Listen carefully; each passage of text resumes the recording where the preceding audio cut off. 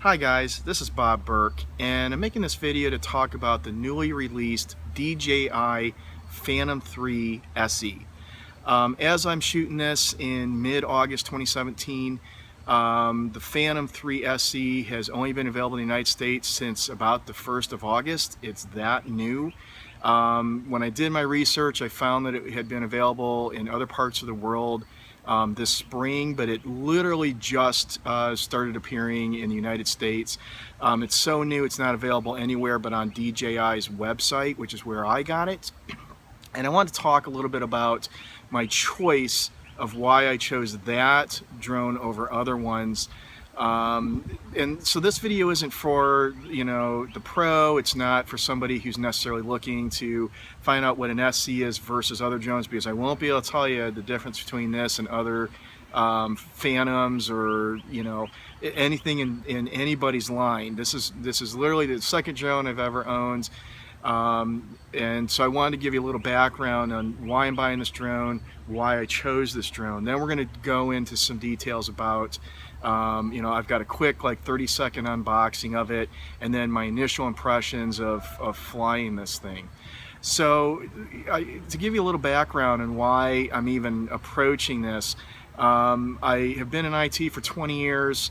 I'm looking for a career change. I have a background in really light video production. I did some work briefly for a travel channel several years ago, and so I'm a really creative guy, and I really don't do as much video as and creative stuff as I'd like to. And I've got a friend who works in real estate, and she said, "Hey, I need somebody who can go and shoot pictures for new listings, or can do virtual walkthroughs, or can do aerial photography and drone video." And I said, "Man, this sounds great. This sounds exactly like what I'm looking for." I had the money to invest the time and money into it, and so I started off buying a real small, lightweight drone, a Holystone HS-130, which I'm probably going to do another video on that drone because I did learn a lot with that one. $90 on Amazon. Bought some extra batteries with it. Ran the thing for maybe a week or so, a week and a half, and I really had taken it about as far as it could go. I really didn't trust, for example, sending it too high up. The picture quality on it wasn't that good. It was 720p, and it just wasn't that good. So I really wasn't going to be able to use it in any meaningful way, but it did lay the groundwork for me understanding the basics of flying a drone. So then when I decided I needed to buy a professional drone, or what I would call a professional drone, I weighed some options. There was a couple out there I really liked. Of course, DJI has, this huge reputation. Governments buy it, military buys it.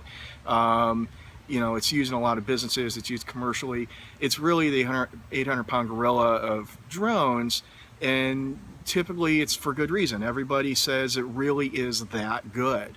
And having flown the HS-130, you can only take it so far. Again, I'm not going to fly that thing up to 400 feet because it's going to be in another state. It doesn't, I kept having to readjust it. It wouldn't, if I put a new battery in it and I'd fire it up, it'd want to drift off, and I'd have to use the trim on it to get it back and to center it.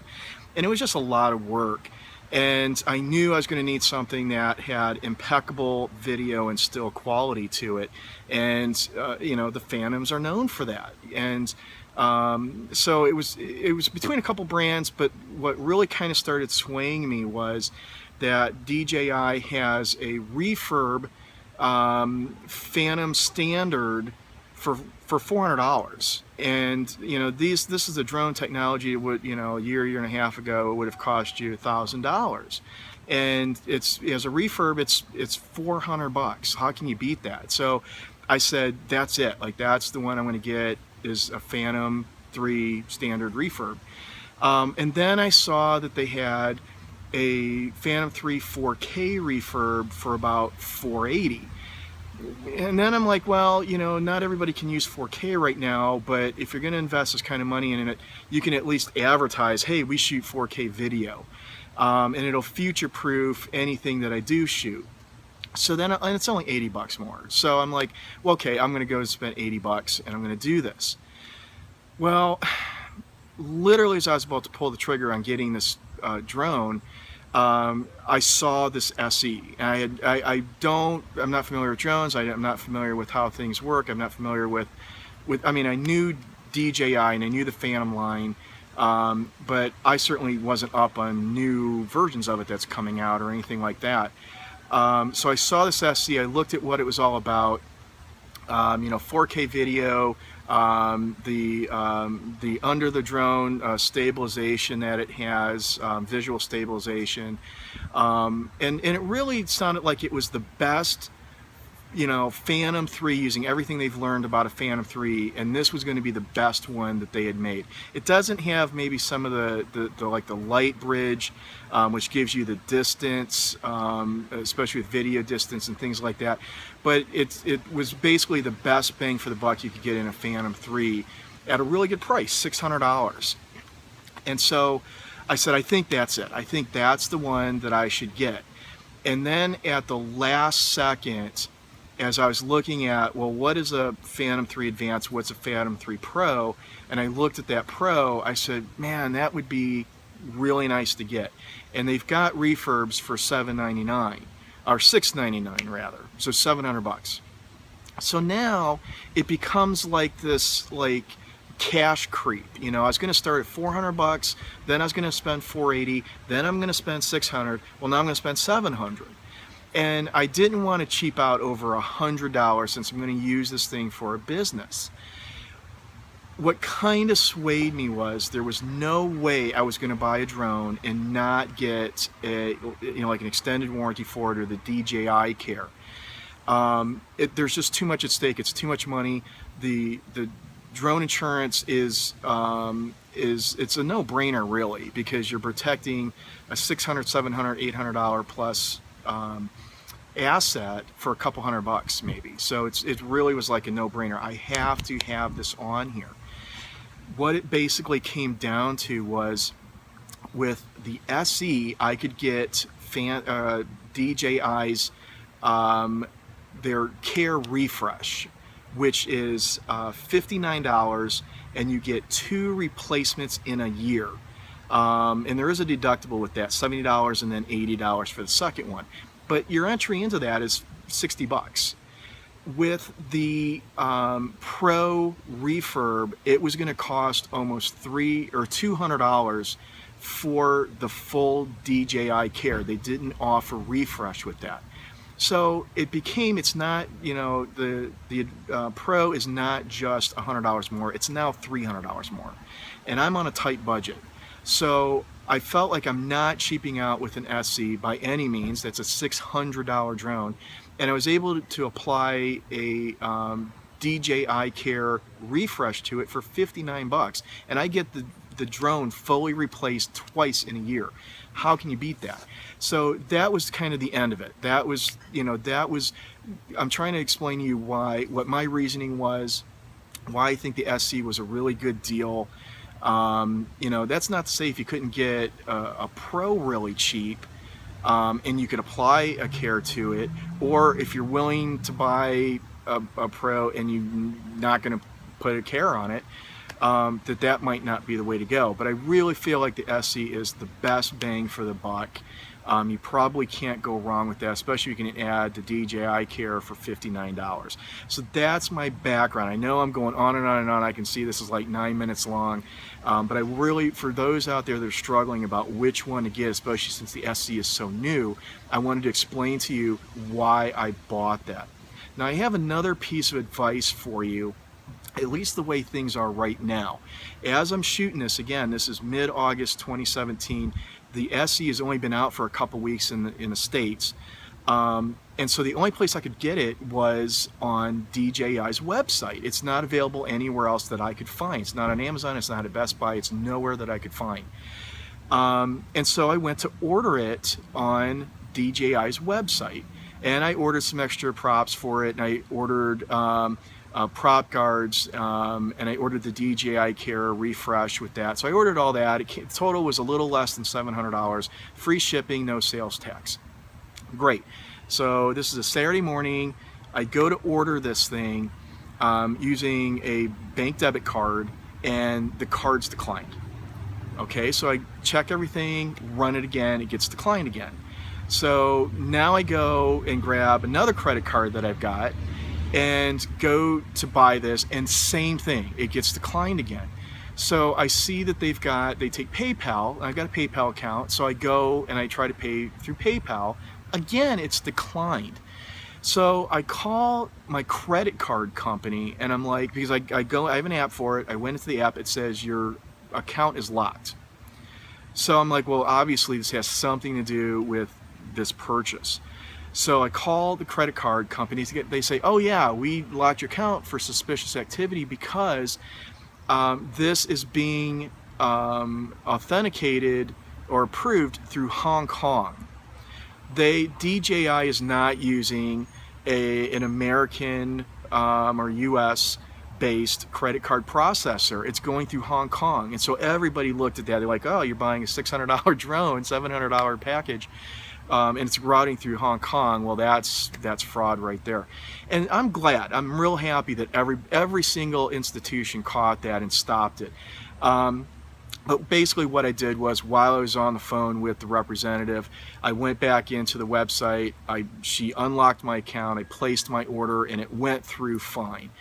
But it was really weird, and I want you guys to know that if you end up buying something directly through DJI, you might have this problem. When I went online and I was researching this, and I was looking to see if other people had this problem, this is a long-standing problem. A lot of people have had this problem where their card gets declined, the order doesn't go through. Why DJI doesn't have a US-based credit card processor is beyond me. Because after I placed the order, and this was on a Saturday morning, it turns out I didn't know where the drone was. It could be in China for all I know, and it could take 3 weeks to get here. It turns out the drone was in Georgia, and I had the drone by Wednesday afternoon, having ordered it on Saturday morning. But the whole process felt kind of weird. I mean, I've been shopping online. My Amazon account says I've been a member since 2000, so I've been on Amazon for 17 years. In all my time, I'm tech savvy, I watch my stuff. In all my years of buying stuff online, this was the most weird, icky experience, because even after I placed my order and I hung up with the credit card person, there was that moment where I went, man, did I just get scammed somehow? And it took going into DJI's website fresh, re-logging in, and seeing I had an order placed with them that I felt more confident. And then when I saw FedEx tracking and stuff, I knew it was legitimate. But that's I know this is really long, we're going on like over 13 minutes here, but I just want to explain that background of why I chose what I did. And then if you end up buying this through, or they have great deals on refurbs and things like that, if you end up buying through DJI.com, I would call your credit card company or bank like the day before, and I would say, hey, I'm going to make this purchase, and this may be going through Hong Kong or something like that, and you just need to know that that's a legitimate purchase. So I would warn you, call your institution ahead of time, like a day ahead of time, let them know you're going to be making this purchase so that you don't have to go through everything I did. Because then after the fact, I had to call up my bank and all this, and have my card, an account unlocked. So I just that was just another piece of advice to you guys. So that's it. That's my reasoning for choosing this drone. That's a little piece of advice for you. Now we're going to turn our attention to my initial impressions of unpacking, putting this thing together, and some flight time. All right, so this is the Phantom 3 SE. I've literally just been handed this from the FedEx driver. So this is my first drone of this size. It's really only the second drone I've ever owned. And so I'm not going to spend a lot of time in unboxing because frankly it's unboxing. So some of you I'm sure have unboxed many Phantom drones, so I'm not going to spend a lot of time on that. Let's pop this tab. So we open it up. Looks like we got a top with the instruction manual. So we're going to set that off to the side. And then that's it. We've got our Phantom 3 SE controller. I'm assuming those down at the bottom are probably the battery and charger in there. So if we go, this is a lot heavier than it looks from the top. So that's pretty intimidating. that's a lot bigger than the previous drone. I'm a little intimidated by that. So I'm going to go ahead. I'm going to charge the battery up. We're going to put this thing together, and I'm going to give some initial impressions, and then we're going to do some first time flying as a Phantom newbie.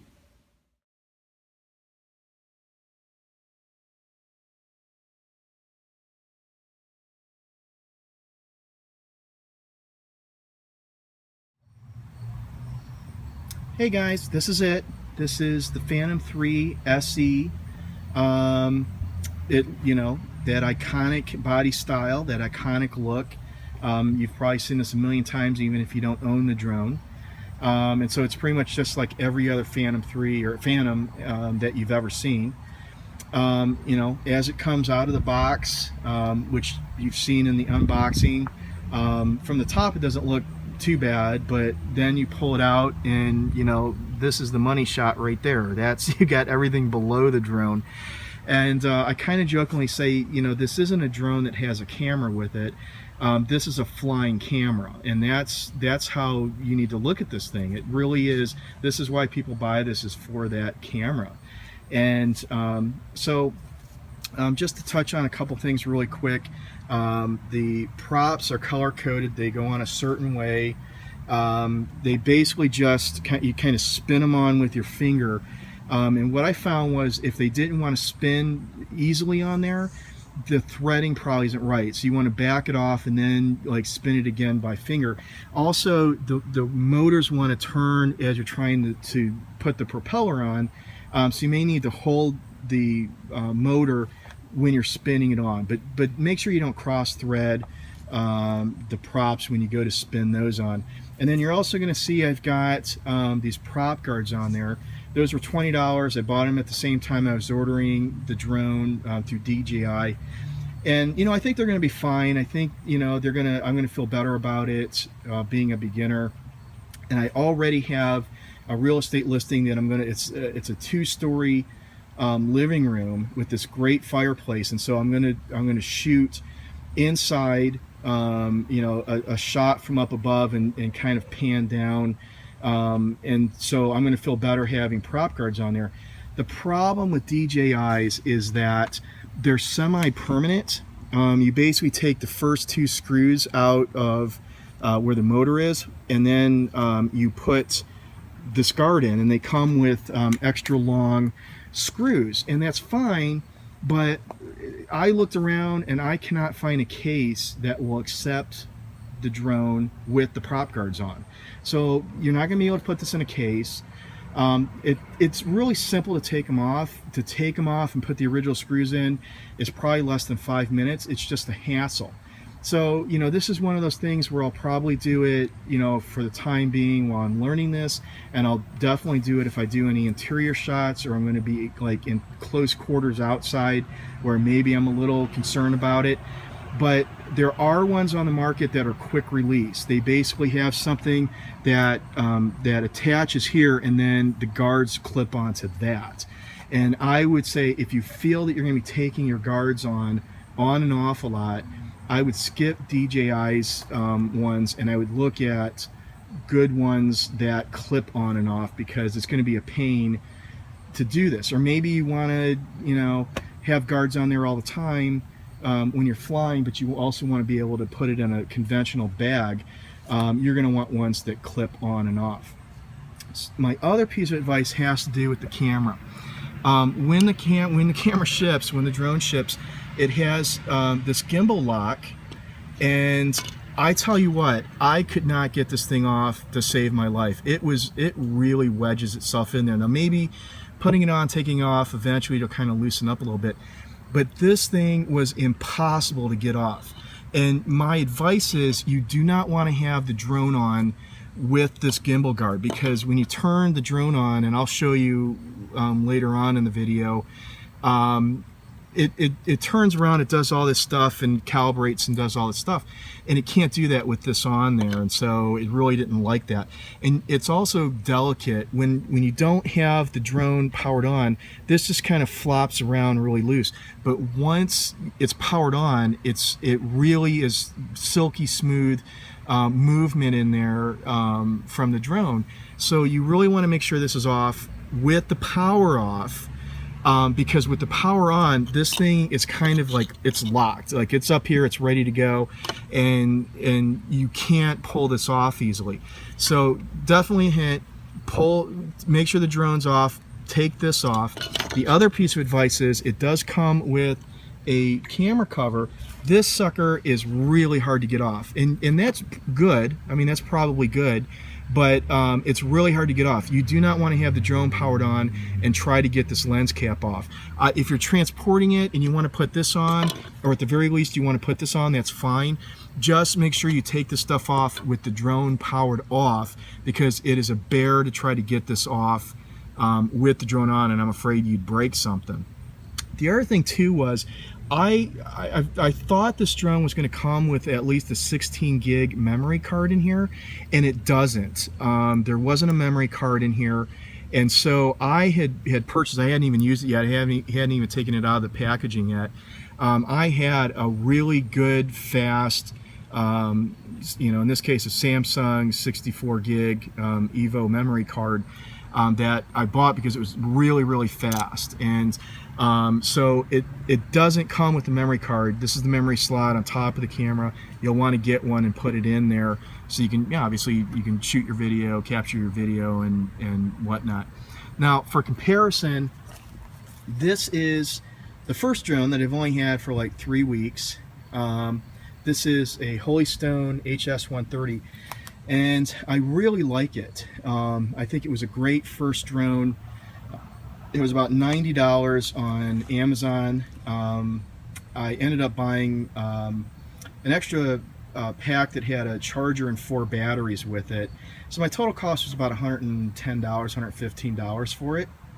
And it was fine. I mean, it really did show me some basics of how to fly a drone.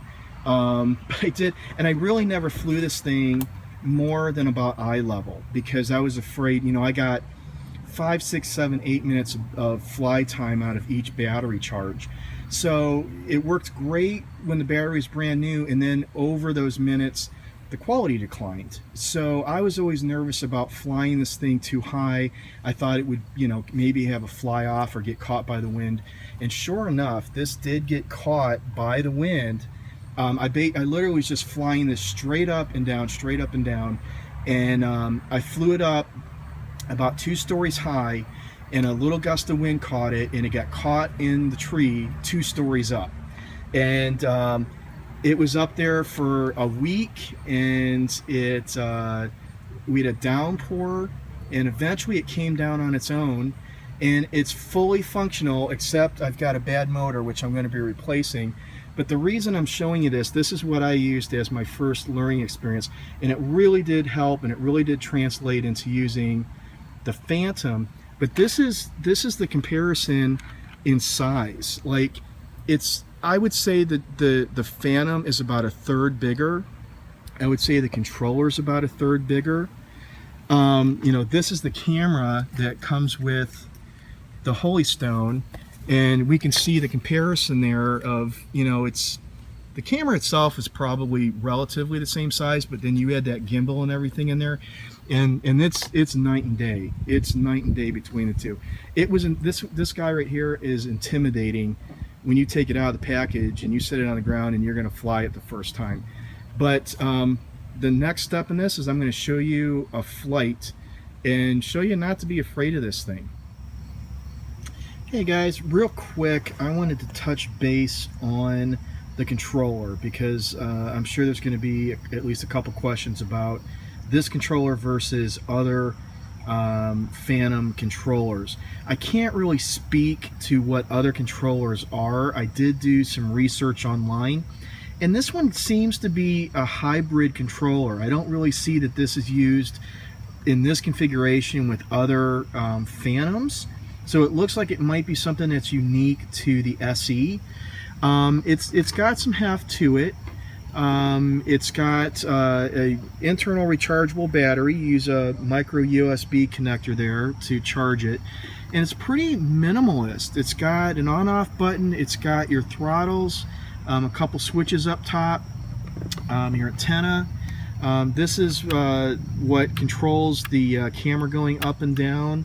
Got a little foot there. That's it. There's really no buttons on this thing.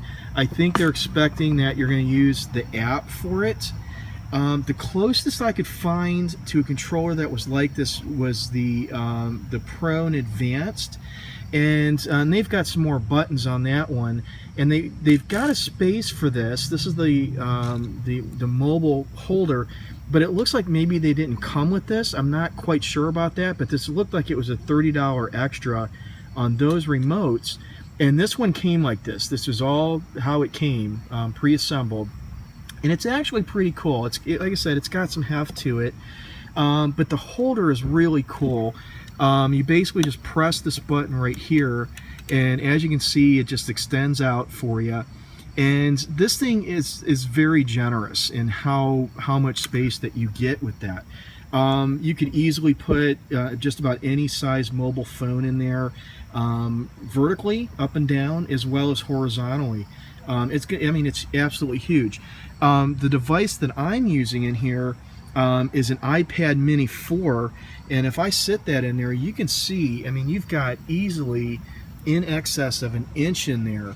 So this thing's going to hold like a full-size iPad. So it's going to hold any phone, almost any mobile device you've got out there is going to fit in this thing.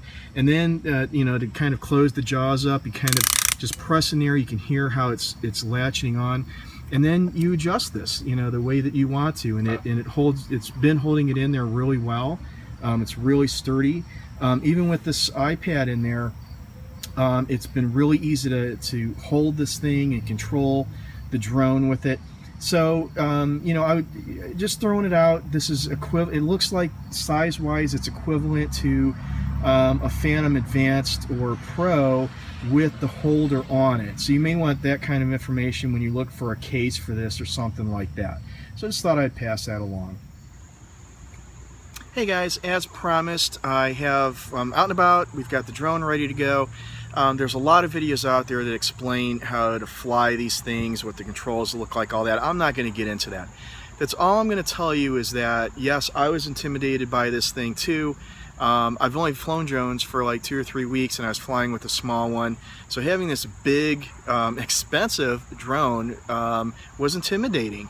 I got it up this morning. I flew it on a battery charge. It went up. It did everything that I wanted it to do. It was clear that this was a completely different beast than the smaller drone. Not just that this is more powerful and it's bigger, but that it's more capable, and it looks like it's gonna protect me from myself, hopefully. So I wouldn't be intimidated by this thing. It scares me a little bit that it's this big, heavy drone that I'm gonna be flying up in the air. But it really did seem like it obeyed every command of mine, that it really was something you don't have to worry about. You just have to, be careful, but, and use common sense. But it flew great. I flew it once this morning, first time ever flying this thing. We had some showers this afternoon. I've got a little break in it. So I'm going to show you a real quick and dirty video that's just a minute of fly time. If you're used to a small drone, you know that I know with my HS-130, I use the automatic flight mode where I pushed a button and went up into the air, and then when I was going to land, I had the same kind of button and it would land on its own. It's really hard to land and take off these drones. This guy was really different. I mean, yes, it's got that mode, but it's also really easy to take it up and land it manually. The thing also stops on a dime. It goes really, really fast, and then when you pull back on the throttle, it stops on a dime. So that's what I'm going to demonstrate here. I'm not going to get into a lot of flying or anything. I'm going to show you basically 3 things. I'm going to take off manually, I'm going to send it off camera and come back and put the brakes on, and then I'm going to land it manually. And that's all we're going to do for this.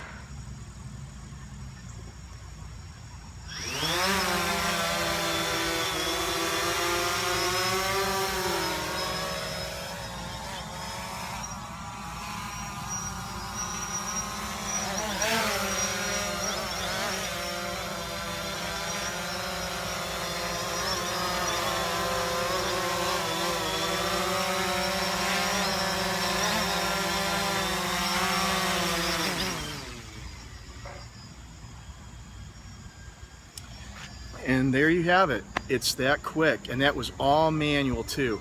Getting the thing up in the air, flying it out, coming back, and landing it. It's that smooth, and this is only the second time I've ever flown this.